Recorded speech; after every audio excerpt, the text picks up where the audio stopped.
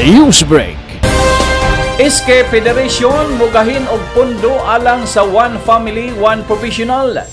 Mihimo usab og inisatiba ang Sangguniang Kabataan Federation sa probinsya aron na mo counterpart sa implementasyon sa UPOP o One Family, One Professional sa Kapitolyo. Nagkanayon si Usami City SK Federated President Konsihal John Phil Duhay Lungsod nga sumala sa naprubahan nga resolusyon sa gipahigayong panagtagbo sa tanang SK chairman sa tibok probinsya dili pa lang dugay nga gipanguluhan ni board member Clara Mi Villanueva. Gidasig ang tanang barangay sa probinsya nga ihatag sa mga kabatanunan nga nagtungha sa kolehiyo ang 5% sa 10% nga alokasyon sa SK matag tuig.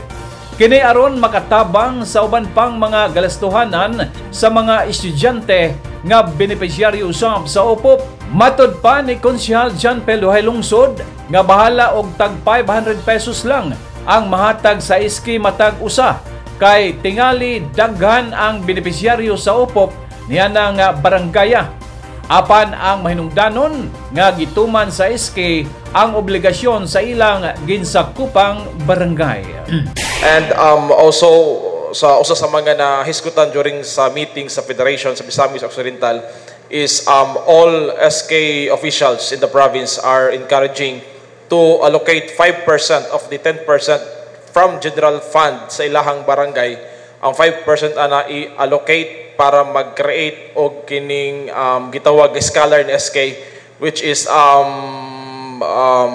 mo counterpart sa programa sa tuang gobernador ug sa tuang mayor also and congressman sa katong One Family, One Professional program. So gipasabot nga sa 5% nga i-allocate sa budget sa SK, i-divide lang sa SK chairpersons kung pilay makaya sa budget. Just for example, sa usa ka barangay dunay 300,000 nga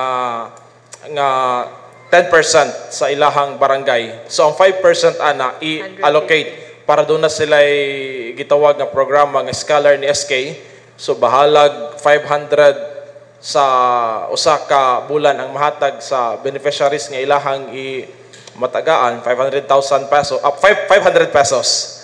So at least ang nana nga gagmay nga butang dunay makahatag, especially kay kanang limited naman po ang slot sa tuang OFO program sa tuang gobernador. Thank you, Honorable Chair.